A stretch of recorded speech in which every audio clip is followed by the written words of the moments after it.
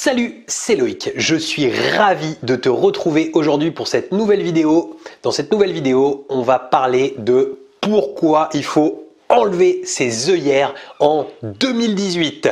Je balance l'intro et c'est parti!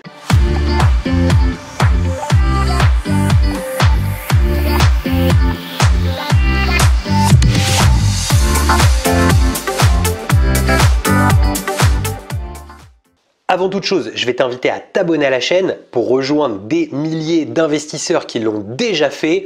Pour cela, tu as juste besoin de cliquer sur le bouton qui est apparu dans la vidéo ou bien juste en dessous de la vidéo et tu n'oublies pas la petite cloche si tu souhaites être prévenu à chaque fois que je publie une nouvelle vidéo. Alors je t'ai dit qu'en 2018, il faut retirer ses œillères. Alors peut-être que tu as déjà enlevé tes œillères et c'est tant mieux, mais si tu ne l'as pas encore fait en 2018, il va falloir faire sauter ces œillères. Je vais t'expliquer tout de suite qu'est-ce que j'entends par les œillères et ce qu'il va falloir que tu mettes en place pour 2018.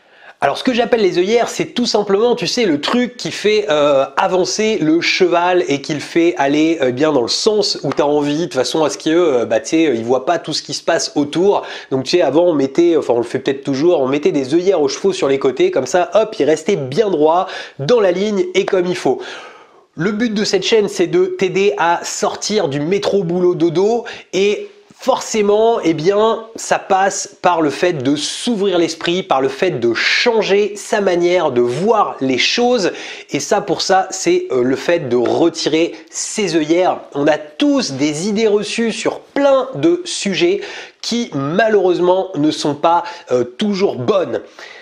C'est pour ça que personnellement j'adore voyager et que j'essaye de voyager vraiment au moins 4-5 fois dans des pays étrangers chaque année. C'est parce que eh bien, quand tu vois ce qui se passe ailleurs, tu te rends compte que certaines choses qui sont des idées reçues eh bien, sont finalement et des principes de base chez nous sont des fois complètement balayés dans d'autres pays parce que eux, la norme est placée à un autre endroit. Alors ça n'a rien à voir avec l'investissement et par exemple je pense il y a 2 ans où je suis parti en Tunisie pour faire un stage de quad pendant une semaine et c'était un truc de fou parce que eh bien là-bas c'est pas du tout la même façon de voir le code de la route que chez nous, tu l'imagines bien, mais je te jure que de le savoir et de le vivre, c'est différent. Et quand je me suis retrouvé par exemple en quad à traverser l'autoroute avec mon quad, puis à prendre un morceau d'autoroute avec un quad non immatriculé, qu'en plus eh ben, le casque, j'ai dû presque négocier pour en avoir un parce que sinon je partais sans casque. Et que du coup sur cette autoroute, eh bien, je faisais du quad tranquille, non immatriculé, machin, c'est un truc complètement impensable en France. Et puis d'un coup, normal, tu doubles une charrette avec un âne, ça c'est totalement logique, c'est la Tunisie, j'adore ce côté vraiment dépaysant que tu peux avoir dans tout un tas de pays.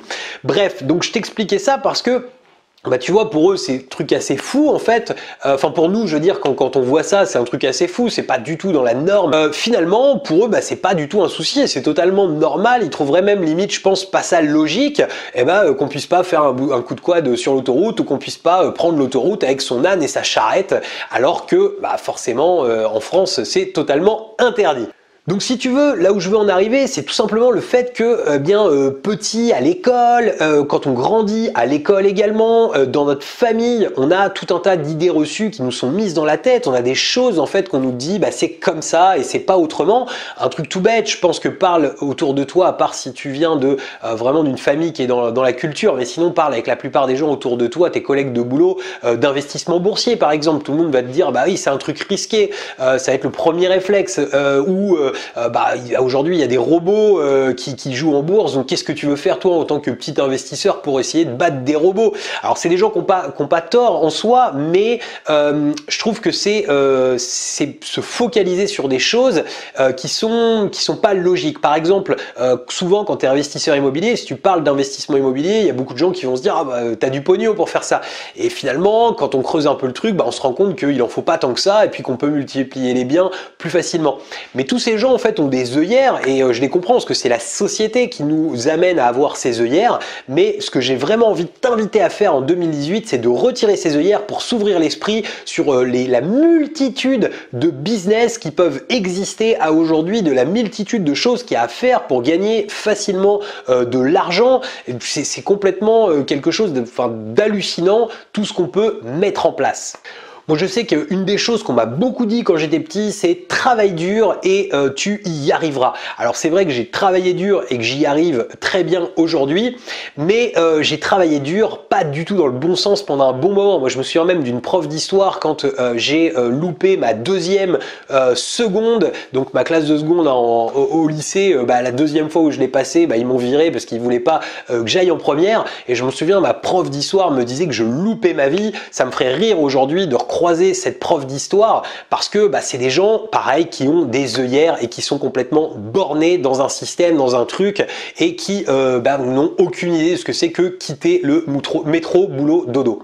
Ce qu'ils ont tous oublié en fait de dire, c'est qu'il ne faut pas travailler pour l'argent. Et en fait, c'est ça le problème que beaucoup de gens font, c'est quand ils vont travailler, c'est pour avoir une rémunération, pour avoir de l'argent en échange. Sauf que quand tu travailles comme ça, tu peux jamais être indépendant. D'ailleurs, quand j'explique à des gens que moi je préfère travailler sans gagner d'argent, c'est-à-dire que mon travail soit pas rémunéré tout de suite contre de l'argent, les gens me prennent pour un fou. C'est-à-dire qu'aujourd'hui, tu dis à quelqu'un, écoute, tu vas aller faire 50 heures, 70 heures pour mettre quelque chose en place de travail, mais tu seras pas payé pour ce travail. La plupart des gens vont me dire, t'es dingue, moi c'est mort, je ne fais pas ça. D'ailleurs, je sais pas si tu as lu le livre Père riche, Père pauvre de Robert Kiyosaki, mais tout au début, quand il est tout gamin, son père riche, l'exploite, c'est-à-dire le fait travailler pour presque rien, mais en réalité, il est en train de lui apporter une valeur bien plus importante puisqu'il est en train de lui inculquer comment mettre des actifs en place. Et donc, de ne pas travailler pour l'argent. Je te parlerai de ce concept-là dans une autre vidéo parce que c'est quelque chose d'important de ne pas travailler pour l'argent, mais je t'expliquerai vraiment en détail ce qu'il faut faire, mettre en place, etc. Donc c'est vrai qu'on m'a inculqué, on t'a inculqué, on nous a inculqué des principes qui nous ont mis des œillères. Et en fait, ça me fait rire des fois parce que je vois des gens qui vraiment se sont perdus sur mes vidéos, parce que je vois des commentaires qui sont complètement hallucinants. Et si tu as encore un petit peu ce genre de pensée, surtout, n'hésite pas à te retirer de la tête. Enfin, je dis pas ce que tu dois faire, mais si tu as envie de devenir indépendant financièrement, si tu as envie d'aller de l'avant, si tu as envie de multiplier les investissements, si tu as envie de faire un travail qui vraiment te fasse kiffer, c'est-à-dire de travailler dans le bon sens ou tout du moins même hors du travail, c'est-à-dire d'avoir du temps libre pour vraiment faire ce qui te plaît à toi, tu dois sortir de cet état d'esprit. Je n'ai au final qu'un message à te passer, c'est ouvre ton esprit, enlève tes œillères, ouvre-toi aux autres qui ne sont pas comme toi, qui ne pensent pas comme toi, écoute ce que chacun a à te dire et apprends de tout le monde. Avec le bon état d'esprit, tu pourras sortir du métro boulot dodo bien plus rapidement que tu ne l'imagines.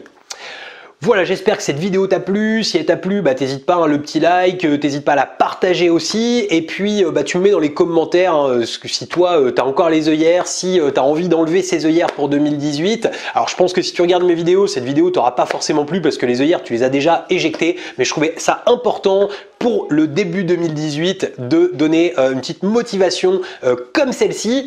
Je vais te mettre dans l'écran de fin les 5 piliers qui font de ta location courte durée un carton, la playlist, les conseils immobiliers et un lien pour t'abonner à la chaîne. Je te dis à très bientôt pour de nouvelles vidéos. Ciao!